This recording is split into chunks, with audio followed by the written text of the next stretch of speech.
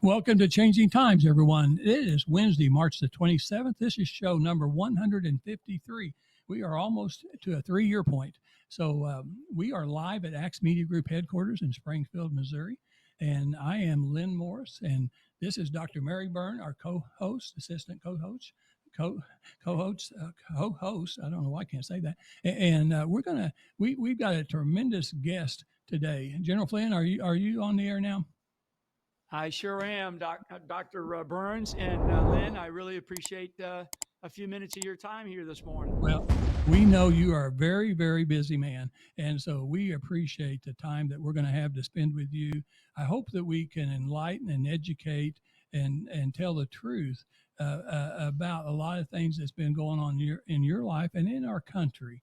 And so right now we're going to just pause and do a 60-second video on your new documentary that's getting ready to start in April. And then we're going to come right back and go live and visit with you, okay? Great, thank you. You're welcome. War is this massive racket. I mean, we are at war constantly. Peace is the aberration, and war is the norm. So if I was to give a grade, like you get in grade school, right? I give us an A+ for participating in these never-ending wars. I give us an F for winning. When we fast forward to today, really from the 60s, 70s, 80s, 90s, 9/11, and the wars that we're constantly at, and you tell me when we weren't at war, for those that are running our country, they want this perpetuation of war. And you have to ask yourself, what is the purpose? All we're doing is we are spending. There are those that are profiting, and there are those that are sacrificing. War is the easiest racket.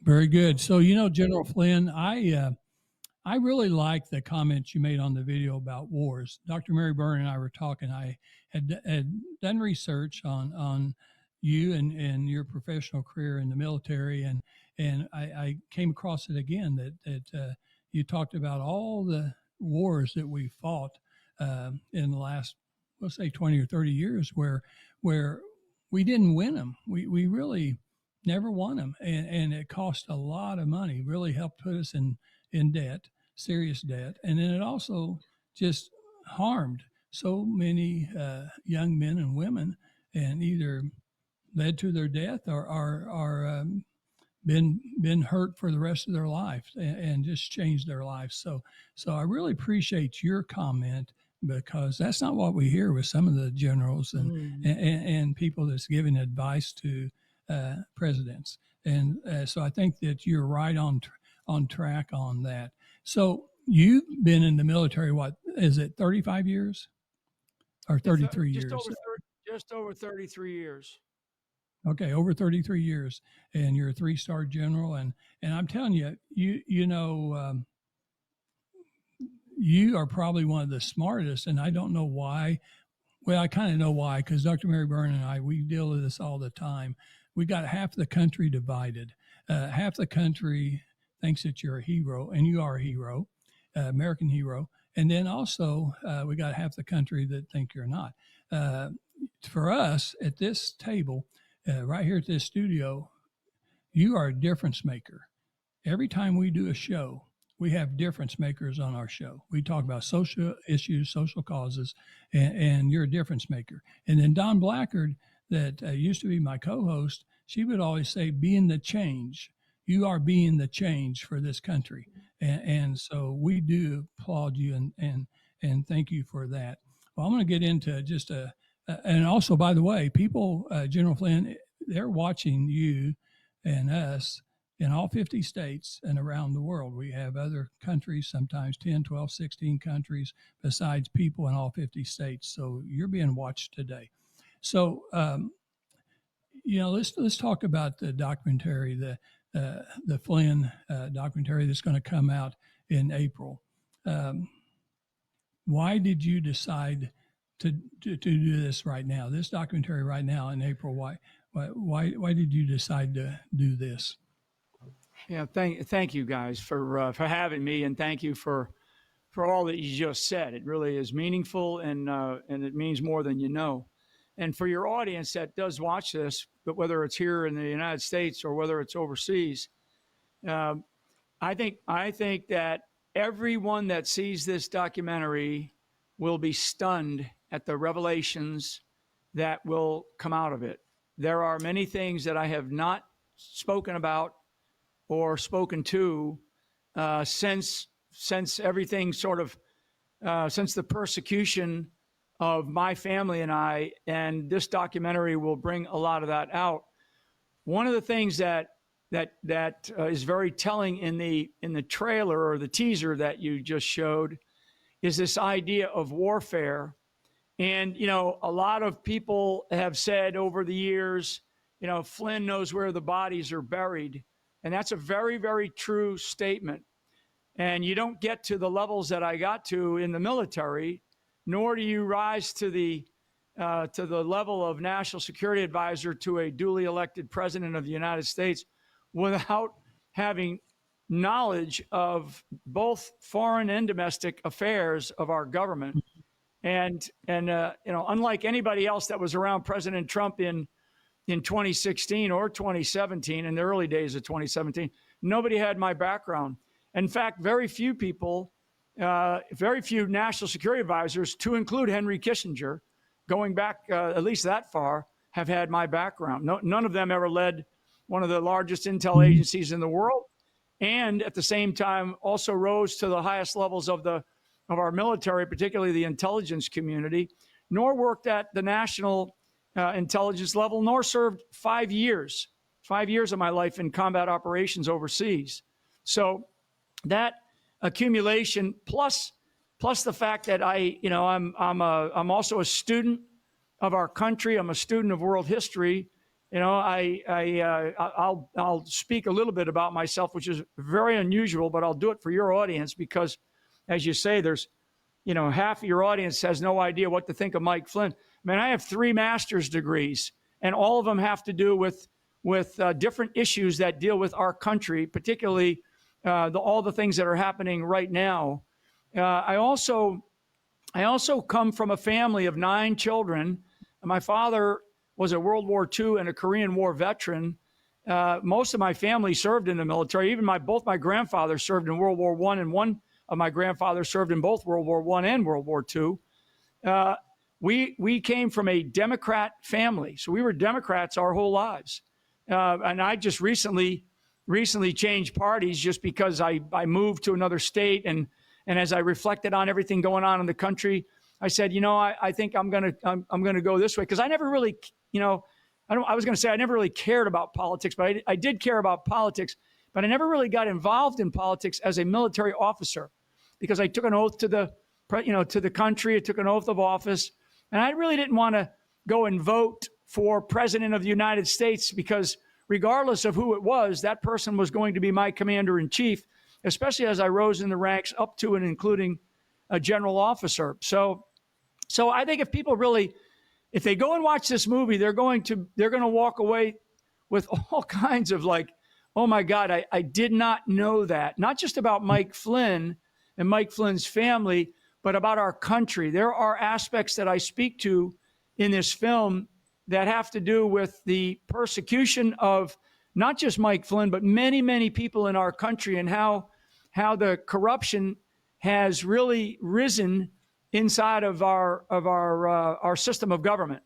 And as everybody knows, anybody in this country that feels that they still have, the first 10 amendments, then certainly the first one, which has 5 parts. Most people don't even know about that.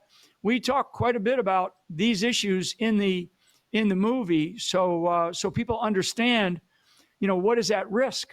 There's so much at risk there, Lynn and Dr. Burns. There's so much at risk.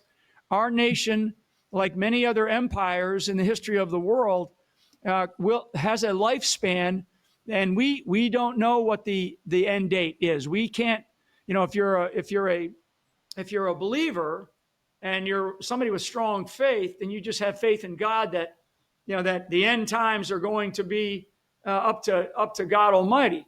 I mean, can we influence that? Can we have an impact on that about how we operate morally and ethically? Absolutely. Our country is in a moral decline and has been for many, many decades. You said that we haven't won a war. I mean, I say it in the movie. We haven't, won a war. But what you said is in the last 20, 25 years, we haven't won a war since World War II. And many of the wars that we got involved in post World War II, our own country got us involved in those based on a lie. So the Vietnam War is probably the starkest example that we entered that war based on a lie. And we have close to 60,000 killed in action, many, hundreds of thousands wounded or had all kinds of post-traumatic stress. The Iraq war was based on a lie, and I do talk about these things in the movie. So Afghanistan, not so much. We overstayed our time there. We did not have clear objectives. But Iraq, we went into Iraq based on a complete lie, and by our own government. So, and I spent damn near 3 years in Iraq. So these are the kinds of issues that come out in this film. And like the subtitle says, and I'll stop here, like the subtitle says, deliver the truth, whatever the cost. This movie is going to cost me. Okay. So, and I'm going to go around the country on a 35 city tour starting next Friday, April 5th. We're starting here in Florida. I'm going to go around. We're going to touch about 40 states in about 2 months. I will be at every single event. I want people to hear it from me. I will be there to show them the movie and then to discuss questions and answers, because I think people still have a lot of questions that need to be answered, not only about me, but I think about what's happening with our country. And that's why I chose now. I specifically chose this moment in time in U.S. history to show this film now. I could have done this 2 years ago, could have done this, at another time, a year from now. But I decided, no, our country is in such a state of uncertainty, and there is actually a palpable level of fear in our society. And I want to bring a sense of fearlessness and a sense of courage to the American people. And I do believe that this film does that. So thank you for allowing me to make some opening remarks on your show here today. Well, so General Flynn, I know you're hoping, and I'm hoping too, that all these skeptics, this half of the country that don't believe you, don't believe a lot of things that are really true. There's always a truth and a non-truth. And unfortunately, we have a lot of people believing non-truths, and they get it all mixed up. But I'm hoping that your movie will help change some minds. If they would go in with an open mind, just a little bit of an open mind, you might be able to convince them, because I know that you're telling the truth. And I believe this is part of God's plan. And so I think this is okay that you do that. Something else that I thought was interesting, and some things I read about the movie and everything, was you have a lot of faith. You have a strong faith. Your family has a strong faith. That's always the important base. You have to have that. But then you also complimented the American people about having a faith and a strong faith and belief and believing in you and supporting you. You had a lot of, during your time of persecution, which is just unfathomable how that could even happen. Couldn't happen probably 100 years ago, but it's like you said, Dr. Mary Byrne and I have been talking about different things, education, different platforms that's going on in this country. We are declining. It's been a purpose, a plan inside our country, outside our country, to take over our country to a one world government. And when you started exposing the truth, you saw what happened. And it's just not right. But you had a lot of faith in the American people, right? Yeah, I saw a clip where you were called the most dangerous man Trump could have hired for the national security advisor.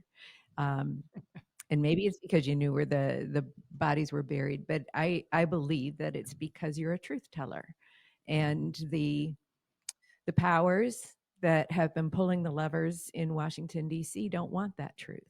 So they had to smear you.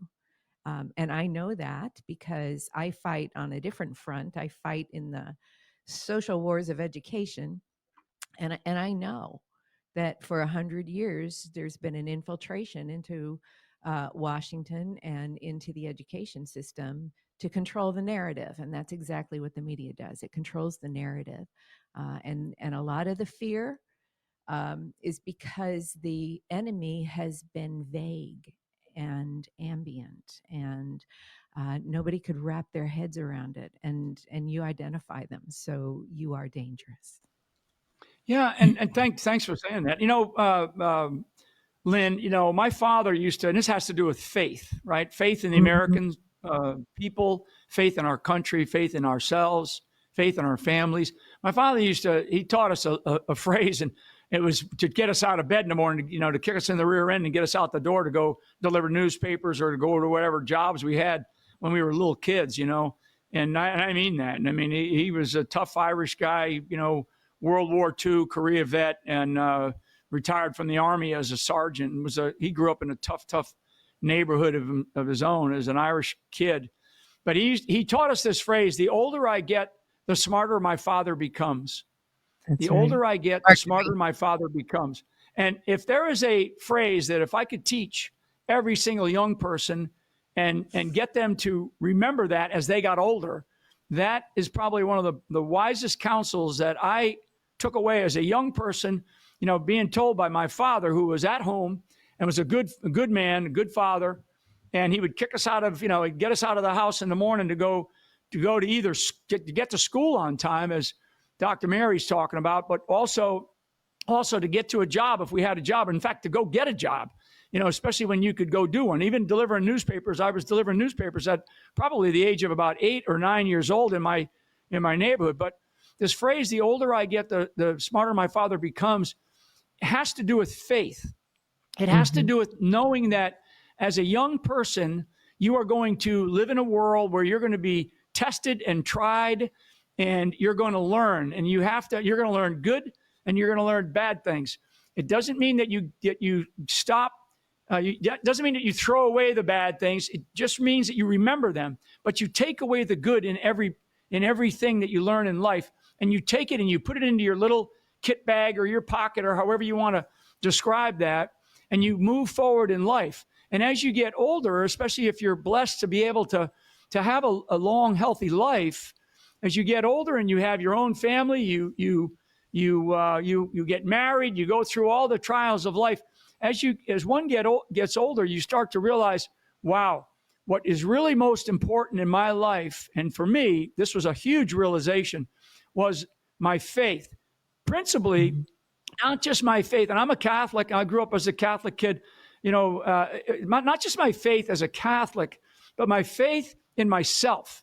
And really, truly understanding myself. Like my mom used to say, sticks and stones may break your bones, but names will never hurt you. So I've been called every single potential name in the book, every name in the book. My name, General Michael Flynn, was the most Googled name in the world for 2 years in a row. And it still is a pretty high up there in the world of names and name recognition. And I was called every name in the book, but I always knew what my mother and my father taught me. And if I was 25 years old or 20 years old or 30 years old, maybe at that age, I probably wouldn't have reflected on it as much as I have as I've gotten older. And now I have a whole set of life experiences, not only growing up in a tough family with great brothers and sisters, but also joining the military and serving for nearly 3.5 decades of my life in combat with some of the greatest servants on the planet, people who are willing to give their lives for their country, and then recognizing in myself why it was that they feared me so much. And you mentioned the truth, Lynn. There's actually an old sergeant a long time ago was teaching me when I was a young officer, because I had, what we call in the military UCMJ authorities as a company commander, Uniform Code of Military Justice, where you can now start taking action, and you have authority over somebody's life, especially as a young officer. And the sergeant, a good old first sergeant, Vietnam veteran who I had, his first name was Larry, great guy. He said there's three sides of the truth. There's that guy's side, there's your side, and then there's the truth. And I think that that is very good guidance. And how do you get to the truth? You get to the truth through discernment, through judgment, through experience, through research, and through investigating and really trying to discover what is the truth. And maybe you'll never find it. Maybe you never actually get there, but you can get very, very close. And so one of the things that I did with this film was I really did the discernment, the judgment, the research, the leveraging of people that did know me but didn't necessarily like me, but then they saw the light, so to speak, and that's Tucker Carlson. He plays a prominent role in this film. Devin Nunes, who's another individual who I met him in Iraq when he visited when he was a congressman, and he came directly to me to find out why we were being so successful on the battlefield. And then, of course, members of my family, and then other journalists who I call, they're the really good journalists these days. They're not the ones that write nice articles about Mike Flynn. They're journalists who dig for the truth. And there's a couple of them in there, as well as some lawyers. I've got some lawyers in there who say things that are very, very, very powerful and very factual. So I think as we go forward as a nation, because this is really why this movie is out now, people can go to flynnmovie.com, and there's a new trailer up now, and they can see where I'm going to be around the country. They can purchase the DVDs online there. The DVDs have bonus material, which is really good. You're only going to find the bonus material on those DVDs. We're a number one. To give you an idea about where the head of the American people is right now, we remain number one on Amazon for DVD sales, ahead of Aquaman, Barbie, and Willy Wonka 2. And those three movies are being advertised on some very, very big shows like the March Madness. All March Madness commercials are advertising those three films, right? I can't do that because they would never allow me to do that. I'm doing it with shows like yours, podcasters, myself on social media, and just trying my hardest to get the word out on this very important, historically consequential film. And I think what people are hungry for in this country is the truth. They are hungry for the truth because they're afraid of what they're seeing on a daily basis happening to our country. And I do very much believe, and I think that there's a lot in the Bible. I'm not an expert on the Bible at all. I always get in trouble when I talk about the Bible, but I do believe that in our country we are experiencing a massive moral decay and have been for many, many years. And Dr. Mary, you mentioned education. That is where it all began. It began in the education of our children, back in public schools, way back when there was an infiltration of people that don't have our best interests and definitely don't have the best interests of our children. I mean, when did we ever think that we would be trying to have some body of our country normalize drag queen hour for elementary school children? I mean, the fact that I am even saying that on your show, and we are having that debate in this country, tells you how far down this spiral decline that we have gone. And that's one of the sort of the essence of a theme in this movie is family, and the strength of family, and the commitment of family, and the bonding of family coming together during a tough time. And America is going through this tough time right now. And the big message in this film is, if my family can come through and can come together like we came together to fight back, we say to fight like a Flynn, then America can stand up and speak out now against this moral decline that we are facing in our government, in our country, and we can take this country back and get us back on the rails of being a morally, ethically lawful constitutional republic where there is an equality for us all, not just for one side. So, I think that's a very, very important theme. Those are themes that come out of this film. Well, as a military expert, you know how important it is to get the enemy's playbook. And one of the things that's not being taught well is the Communist Manifesto by Marx and Engels, Right. because it specifically says abolition of the family is the centerpiece of how they're going to level society and get control of children's minds. And so, Yeah. yes, it is well orchestrated. It is well organized. There is a blueprint. This is not humanity sliding off a cliff because of dereliction of duty. There's been a concerted effort to propagandize, and they've been using the schools to do it. And so we do have, you know, the Tavistock Institute in England, and how instrumental it was in World War II. That institute is still up and functioning, and the clinic, the whole Tavistock Clinic, has been instrumental in the transgender operations. Exactly. So Exactly. You know, yes. and I'm sorry. I Well, thought you had no, I'm finished. just saying we've got the same enemy. They're just using different Yeah. fronts, and you have the military front, I have the education front. Yeah. And, you And so know, I and appreciate what you do. thank you, Mary. I'm sorry just because of the delay. I apologize.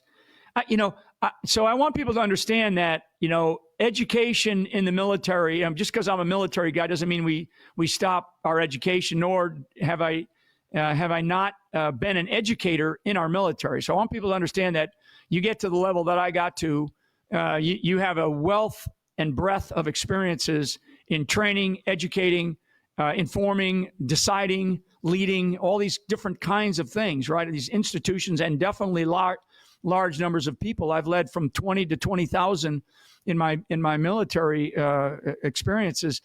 But I want people to understand that what Dr. Mary Burns is talking about, you know, in the post World War I, in the 1920s, early 1920s, certainly the rise of what's called the Bolshevik Revolution occurred then, and it reared its head then. I mean, a guy by the name of Trotsky spoke at Madison Square Garden in New York City. He basically stood up, Jewish guy, by the way, he stood up the Communist Party of America. Stalin ended up having him killed at the embassy in Mexico a few years later by putting a nail through his head. I mean, so that's the viciousness of people who are perceived as enemies, because Trotsky was a guy who could actually rally an audience, and he had good leadership skills. So Stalin used him, and he brought him back to Eastern Europe at the time to basically get some of the other countries behind what Stalin wanted to do, which was to basically, you know, take over and use communism as the means, Marxism at the time and communism. So this is in the early 1920s. Well, here we are 100 years later. Okay, so I'm gonna do some leaps of faith here with you guys in your audience. But here we are 100 years later, and we have people like Stalin via the Bolshevik Revolution.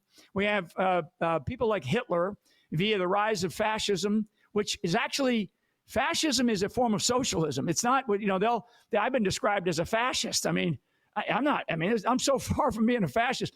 So the rise of Hitler, and then the rise of Mao Zedong in China, the rise of Pol Pot, the rise of Idi Amin in Africa, the rise of other dictators in the world in the period of time that I am now talking about, 100 years. I just met an individual about 3 weeks ago that was 107 years old. So, you know, half of the time frame that I am describing now, I was alive. I was born in 1958. Okay. So I was alive in half the time that I am addressing now. In that period of time, well over 100 million citizens of these people that I just described, of their own countries, were murdered by them. Okay. Yes. Whether it was Stalin, Hitler, Mao, Pol Pot, it doesn't matter who these madmen are, but they have this proclivity to kill their own in order to take power. So, and this is not 1,000 years ago when savages lived, right? This is within the last 100 years, right? the Industrial Revolution, right? The rise of modernity, all these things. Well, we're in the third decade of the 21st century right now. And in America, and again, I talk about this in the movie, and America has been in this endless war, right? I mean, we just spent 2 decades in the Middle East, in Afghanistan and Iraq. But guess what, folks? We're still there. We are still there. We're still deep in the Middle East. We're now having soldiers killed again in the Middle East. We are about to get into a World War III in Europe, where I've never talked about nuclear weapons like I've talked about in the last 4 to 6 months, probably, the exchange of nuclear weapons. I mean, we have the Russia blaming the United States, the United Kingdom, and Ukraine for this latest terrorist attack. We still don't know the outcome of this event in this incident in Baltimore. I mean, there's all kinds of speculation, the invasion of our country. And then I'm going to take it all back, Mary, and thank you for letting me call you Mary. But I'm going to take it all back to education. The education system in our country is completely lost.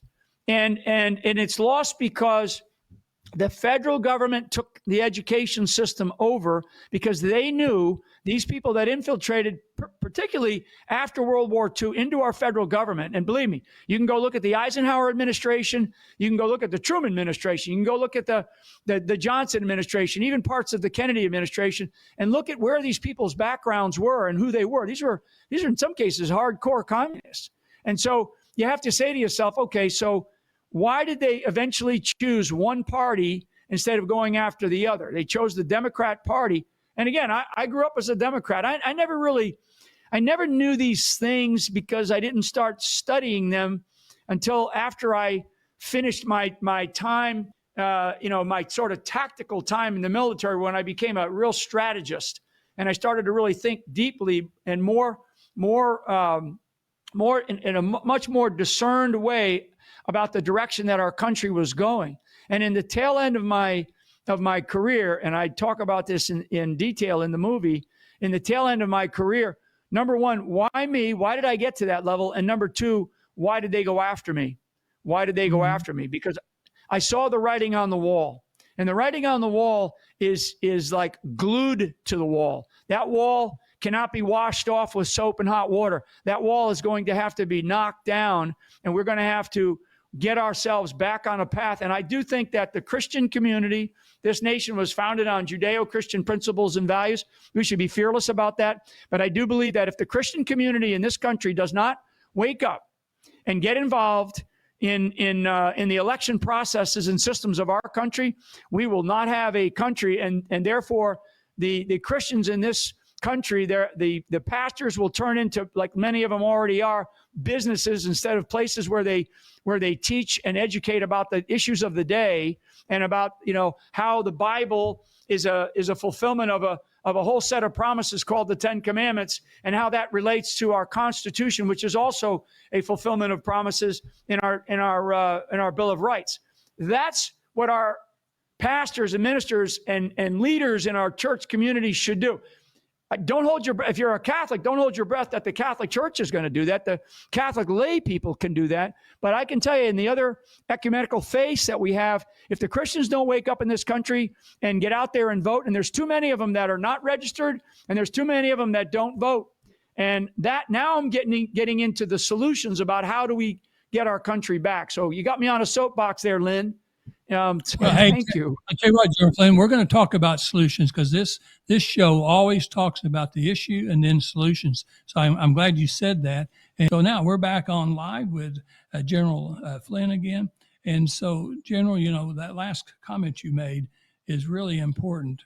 A lot of us have seen the movie. I think it's an hour and 5 minutes or something like that. And it's an American letter. It's a letter to the American church, a letter to the American church. It's a group of pastors and lay people that have really figured out exactly what you figured out. It's up to the churches now. It's up to the churches to save this country. And if we don't get more ministers preaching and telling their congregations what's really going on in this country, The Bible is not enough. You got to know the Bible. That's the foundation. But you got to know more. You actually got to know where the dangers are and what's going to happen to this country if we don't wake up, shape up, and do something positive. And so I'm telling you that we're going to have that show on in about 2 weeks, because we're going to show parts of that video. We're going to talk to the pastors, because exactly what you said is exactly what is important to this country today. Yeah, the infiltration started in the 1920s. At the same time, General Flynn was talking about Stalin and Trotsky.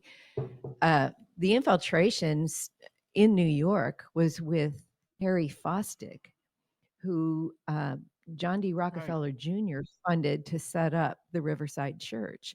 And what Fosdick was doing was introducing humanism into the pulpit.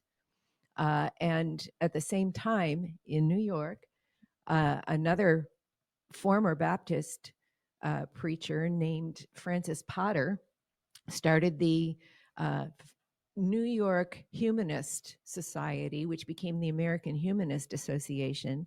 And John Dewey, who is an icon in American education, was on the board of Francis Potter.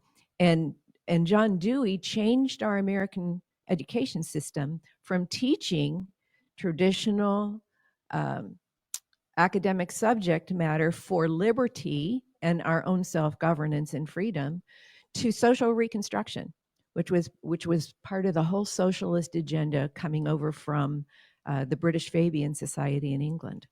So I want to impress people that this is a highly orchestrated and well-funded effort that's been going on for 100 years. The same, Dewey went down to Mexico to defend Trotsky. That's how integrated our two stories are. And because they've been under the radar and well publicized from the media, I should say represented as well-meaning from the media, we've bought that story. And in fact, they are the enemies within. So I just want to share with you, General Flynn, that my husband's family is Byrne, and the family motto, the Irish motto, is Certaviat Vici. I struggled and I conquered, and I bless you with that motto as well. Somewhere in Ireland, we're related. Sure. And yeah, fight on. Yeah. So we're going to end time, but I know that you're going to be in Branson. Yeah. You may not even know your own schedule until they tell you what your schedule is, because I know you're so busy. But I think either April 10th or April 11th. And I know our good friend, what day is it? I think we get in there April 11th, Lynn. I think April 11th is the date that we're in there. And people can go to flynnmovie.com and see the exact date. And we will be posting the exact location in Branson here soon. I mean, some of it, sadly, we can't put the specific location right away just because of security. But we will be there on the 11th of April, and there's a gal by the name of Jill Reynolds who's been helping us. Jill Reynolds, she's a good friend, Yeah. and I'm going to be posting a lot of things about that event. My wife and I, Janet, will be down there. We'll come see you and listen to you, and maybe even Matt. I don't know if we could do a little interview. Our volunteer producer, maybe we could just do a little 5 or 10 minute interview that we could continue to play and help you. Dr. Mary Byrne, you ought to go too. Oh, I plan on going. Yes. Yeah. So we're all going to go, and so we're real excited about that. That's Jill Reynolds. She has Brave Hearts Workshop. If I could leave you guys with one thought, because I know we're going to end here, and it gets to what we've been talking about, and I want people, particularly, I want your listeners, all of them, Christians or not, I want people to understand how you will be judged. And I'm not a judge. I'm not the judge. This is well above judges in our judiciary system. But how a person is judged in life, I think, is such an important aspect of our mindset that we have to think about. All of us in life get knocked down at some point in time, whether you're a kid, whether you're an adult. Everybody has some time in their lives where they get knocked down. And you're not judged because you got knocked down. You're judged because you stood back up and you did something about it. That's how people should be judged. In my case, it's one of these things where I used to tell people in the military this, because I've lost guys, I've lost helicopters, everything. So it's not that a bad thing happens, it's what do you do about it? And you two guys, we are not the judges. The final judge will be the day you walk, as I believe, and you're standing in front of the pearly gates, and you're asked, well, what did you do? Did you have a good life? Did you treat others like you want to be treated? And in our country, I do go back to something that JFK said, even though he's got all kinds of, imperfections. It's the old adage of, it's not what your country can do for you, it's what you can do for your country. And I always talk about the destiny of our country will be determined by every single person who decides to do something that they have control of, right? I have control over certain things in my life. Most of us, most Americans, most regular Americans only have control over their lives in their communities. Well, then take control and do something more today than you did yesterday, because otherwise we are going to find ourselves like many other empires in the history of the world. We're just going to be in that dustbin of history, and people are going to be writing books about us 1,000 years from now about, well, what happened to the United States of America back at the turn of the 21st century. Well, that's very good. So are we about out of time, Matt? Okay, we are out of time. General Flynn, I really, and Mary, really appreciate you giving our audience these words today. And we'll see you in Branson. Thank you very much. Thank you for the honor. That's what it means to really dream. 1,